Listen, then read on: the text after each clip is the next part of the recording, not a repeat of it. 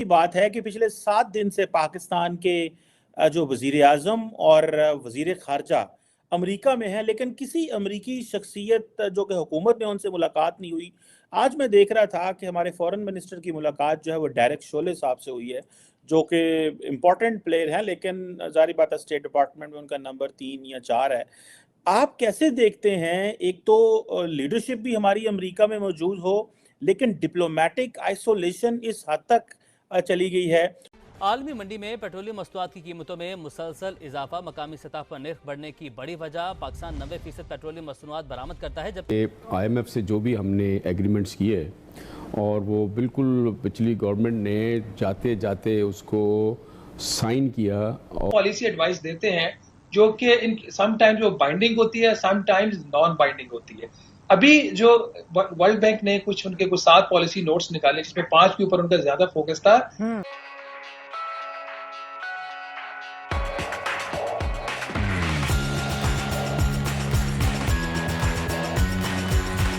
Particularly ज़रा इस पे कमेंट करें, ये जो हमारी लीडरशिप अमेरिका में है, लेकिन मुलाकात कोई नहीं किसी की हुई सर। चीमा साहब, ये सारा होमवर्क अगर देखा जाए तो जो इस वक्त जो सिविलाइज वर्ल्ड है वो दौरे से पहले मीटिंगें अपनी सेट करके कहीं जाते हैं, आके तो मुलाकात नहीं होती। नहीं, ये कोई पाकिस्तान तो नहीं है कि मैं लंघ रहा सा चाह पीना आ गया। सो ओरिजिनली ये हमारी एक तो फॉरेन पॉलिसी नहीं है। फॉरेन पॉलिसी यही है जहां से पैसा मिलता है हम उनके साथ अटैच होते हैं, ये फॉरेन पॉलिसी है अंडर दीज सर्कमस्टेंसेस। और इस वक्त पूरी दुनिया में शोर है आपके आपकी इकोनॉमिक स्टेबिलिटी के बारे में और उसके बाद आपकी पॉलिटिकल स्टेबिलिटी के बारे में।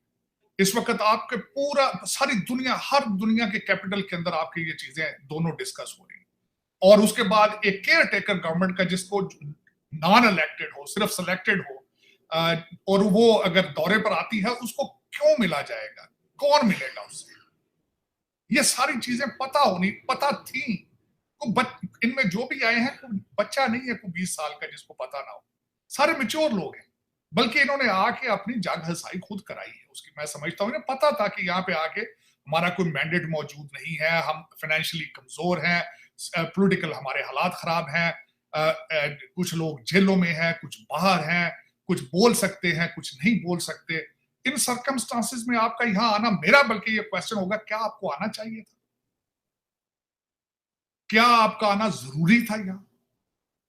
और फिर आपको जब पता था कि यहां मीटिंग्स नहीं होनी तो फिर उसका क्या मकसद था? जिस तरह मैं बताता हूं, सबसे पहले मैं अर्ज करता हूं चीमा साहब, ये बच्चे तो नहीं ना इनको यहां आके पता चला कि हमें कोई नहीं मिल रहा है, इन्हें पीछे से ही पता था आने से पहले, क्योंकि मीटिंग्स तो सेट होती है 2-2 3-3 हफ्ते, महीना पहले। ये साइड लाइन पे ये होना है, मीटिंग्स ये होनी है, इंटरव्यू किसको देना है, किसको नहीं देना है। बल्कि मैंने आपको शायद शिकवा किया था कि वो मेहदी हसन जो थे, उनको यहां आके जवाब दिया गया, उनके साथ इंटरव्यू था हमारे प्राइम मिनिस्टर का। अब उसमें सबसे पहले तो अपना होमवर्क होना चाहिए। इस वक्त सवाए आपके पास एटम बम के कोई चीज है दूसरी ऐसी जो जिसके बेस पे आप किसी को मिल सके? सिर्फ वही एक चीज है और कुछ भी नहीं। अगर देखें आप इतने करप्ट हैं, इतनी करप्शन है पाकिस्तान के अंदर आज भी, इसके बावजूद कि फौज अपनी they are trying their best, आपकी establishment they are trying their best, लेकिन इतनी करप्शन है कि आप सोच नहीं सकते। अब मैं आज आपको मिसाल दिए देना चाहता हूं। डॉलरों वालों के आपने डॉलरों की फॉरेन एक्सचेंज वालों के सामने आपने एजेंसियां बिठा दी, उनसे एस्टेब्लिशमेंट मिल रही। आज नई खबर है, सुनियारों को बुला के भी, सोने वालों को भी बुला के एस्टेब्लिशमेंट मिल रही। और ये इसको मैं बल्कि ये कहूंगा, ये डंडे के साथ आप चीजें ठीक कर रहे हैं, लेकिन डंडे के साथ चीजें ठीक नहीं होती। वो लोग थोड़े अरसे के लिए अंडरग्राउंड हो जाते हैं, वेट करते हैं, फिर दोबारा खुल जाता है। ये पहली दफा तो नहीं हो रहा ना, ये परमानेंट बेसिस के ऊपर आपको इसके ऊपर कानून साजी करनी पड़ेगी। आपको परमानेंट बेसिस पे सीरियस रहना पड़ेगा कुछ अरसे के लिए। और उसमें जिस तरह आपने फरमाया, इन सर्कमस्टांसेस में मेरे ख्याल में इतना एक्सपेक्ट ही नहीं करना चाहिए था। पता नहीं क्यों एक्सपेक्ट करके ये आए हैं यहाँ पे, हम आएंगे तो इस्लामिक उम्मा को हम लीड करेंगे, तो हम ये करेंगे, तो वो करेंगे। इस वक्त वो हालात पाकिस्तान उन सर्कमस्टांसेस में नहीं है। आप सबसे पहले तो अपने आप को जब तक फाइनेंशियली स्ट्रांग नहीं करेंगे, ये हर जगह जाते हैं, मांगते हैं, जब जाके तो कौन इज्जत करेगा आपकी, कौन मिलेगा आपसे? मैं समझता हूँ हमारे कायद जो थे, पिछले कायदे स्पीड जो है, उन्होंने कहा था कि मैं तो फोन करता हूँ, अब लोग फोन ही नहीं उठाते।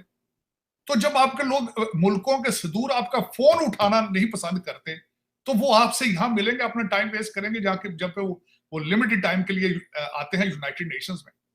बल्कि अगले दिन मैं चौधरी एजाज साहब की बात करूंगा, उन्होंने किसी जगह कहा है, उन्होंने भी कहा है, बल्कि मैं उन्हीं की सेकंड कर, उन्होंने क्या जरूरी थी आना यहाँ पे?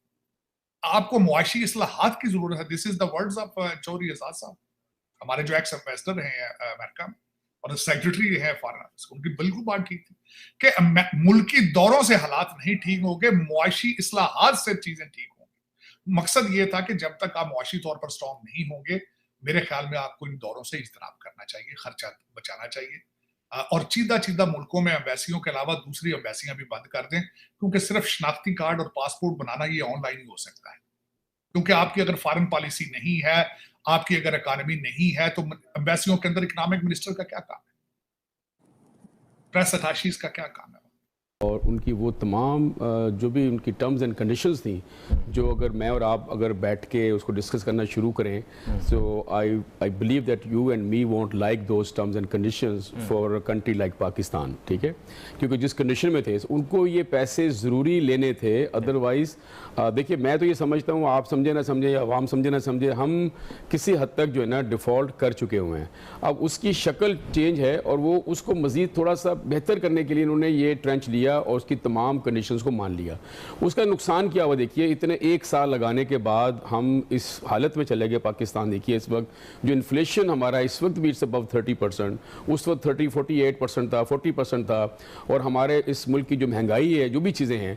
अब देखिए IMF ये नहीं कहता कि आप जनाब किस किस चीज़ में रेट बढ़ाएं। IMF कहता है कि भाई आप बताइए कि मैं जो पैसे दे रहा हूँ आपको, आप ये पैसे मुझे कैसे लौटाएंगे, ठीक है? फिर हमारा काम होता है, हमारे लोगों का काम होता है कि हम उनको बताते हैं कि रेवेन्यूज़ कहाँ से हम जनरेट करेंगे, हम ये इतना आपको देंगे, अब 9,000 सपोज ट्रिलियन रुपीज़ चाहिए आपको, तो हम जी वो आप कैसे देंगे आपको?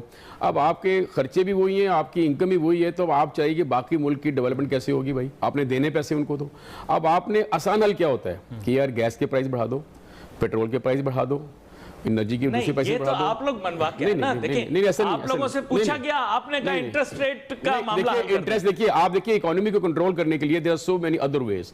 आप देखिए इस वक्त जो पाकिस्तान की इकोनॉमी की सिचुएशन है, आप उसको कोई सीरियसली नहीं ले रहा।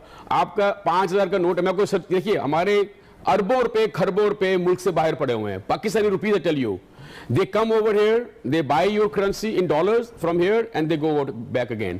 आपकी करेंसी की जो वैल्यू गिर रही है, जो स्मगलिंग हो रही है, सब चीजें जो हो रही हैं, बात ये है कि आप आज मैं बताऊं, आप करेंसी की डिनोमिनेशन चेंज कर दें, 5,000 का नोट खत्म कर दें, नई करेंसी लेकर आ जाएं।